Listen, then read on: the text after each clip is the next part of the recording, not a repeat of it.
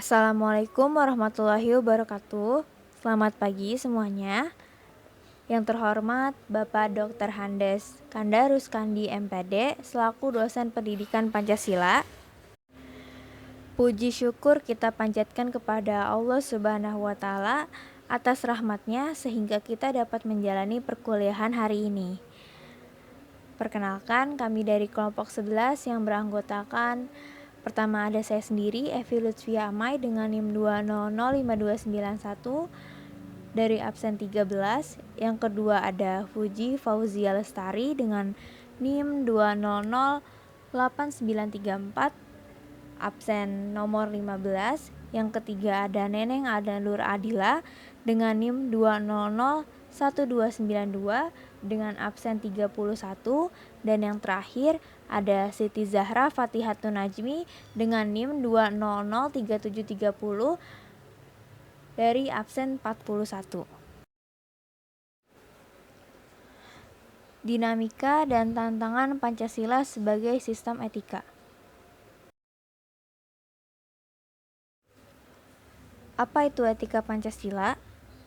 Etika Pancasila adalah cabang filsafat yang dijabarkan dari sila-sila Pancasila untuk mengatur perilaku kehidupan, bermasyarakat, berbangsa, dan bernegara di Indonesia.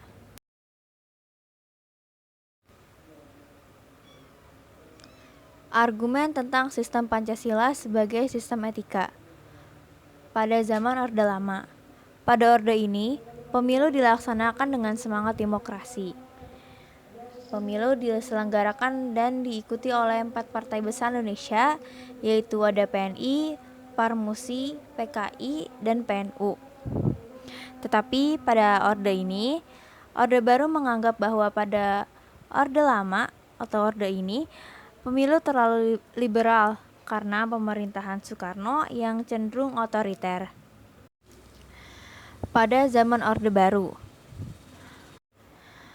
muncul konsep manusia Indonesia seutuhnya sebagai cerminan manusia yang berakhlak mulia sesuai dengan nilai-nilai Pancasila, yang artinya manusia sebagai makhluk ciptaan Tuhan Yang Maha Esa secara kodratnya bersifat monodualistik, yaitu memiliki sifat rohani, jasmani, individu sekaligus sosial.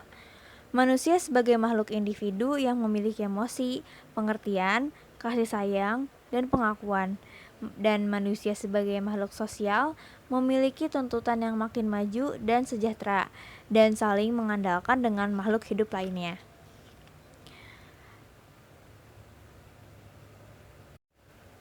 Pada era reformasi, ketika era ini tenggelam dalam euforia demokrasi, disadari bahwa demokrasi tanpa dilandasi sistem etika politik akan menjurus pada penyalahgunaan kekuasaan, seperti Machiavellisme atau menghalalkan segala cara untuk mencapai tujuan. Selanjutnya ada nilai-nilai etika Pancasila.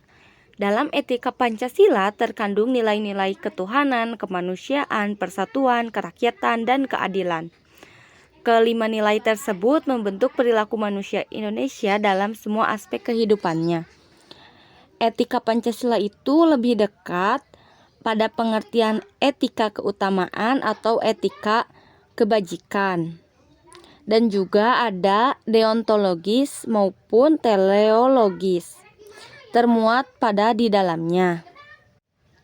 Namun di sini etika keutamaan lebih dominan karena etika Pancasila tercermin dalam 4 tabiat soleh, yaitu kebijaksanaan, kesederhanaan, keteguhan, dan keadilan. Kebijaksanaan artinya melaksanakan suatu tindakan yang didorong oleh kehendak yang tertuju pada kebaikan serta atas dasar kesatuan akal, rasa, kehendak yang berupa kepercayaan yang tertuju pada kenyataan mutlak atau Tuhan, dengan memelihara nilai-nilai hidup kemanusiaan dan nilai-nilai hidup religius. Yang kedua ada kesederhanaan, artinya membatasi diri dalam arti tidak melampaui batas dalam hal kenikmatan.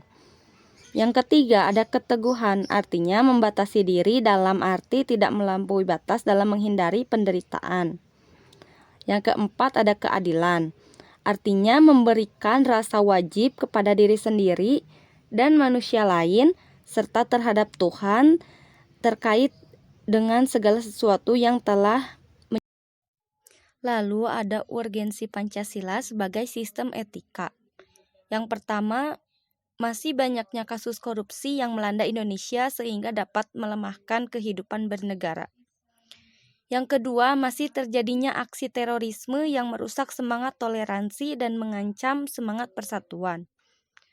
Dan yang ketiga, masih terjadinya pelanggaran hak asasi manusia dalam kehidupan bernegara, kesenjangan sosial, dan ketidakadilan hukum di Indonesia. Mengapa hal itu bisa terjadi? Yang pertama ada faktor dalam negeri. Karena munculnya pemahaman ajaran agama yang sempit dan keliru.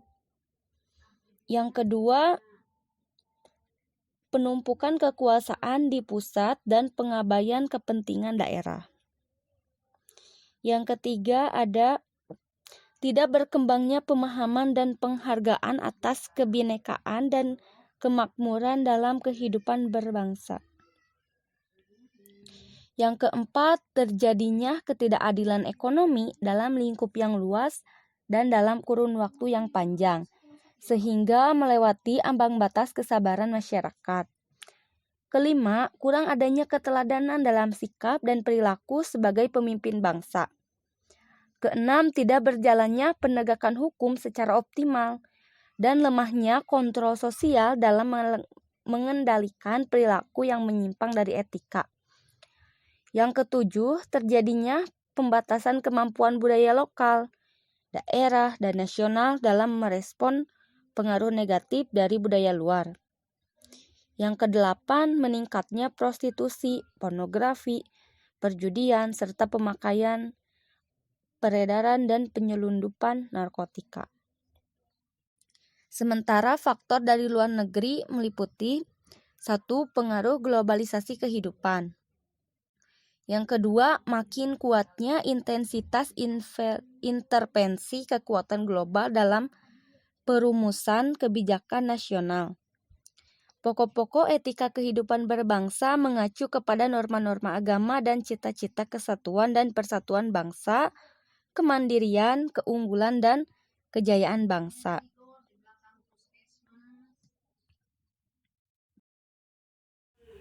Izin memperkenalkan diri, nama saya Neneng Ane Nur Adila dengan NIM 2001292.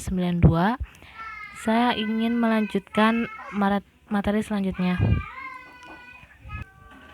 Akibatnya yaitu yang pertama, menurunnya sikap sopan santun. Yang kedua, menurunnya tingkat kejujuran dan amanah. Yang ketiga, mengabaikan terhadap ketentuan hukum dan peraturan. Yang keempat, menurunnya sikap budi luhur. Slide selanjutnya yaitu solusi menguatkan etika. Solusi menguatkan etika adalah sebagaimana dituangkan dalam Ketetapan MPR nomor 6 MPR 2021 tentang etika kehidupan berbangsa dan menentukan arah kebijakan untuk memperkuat etika bernegara.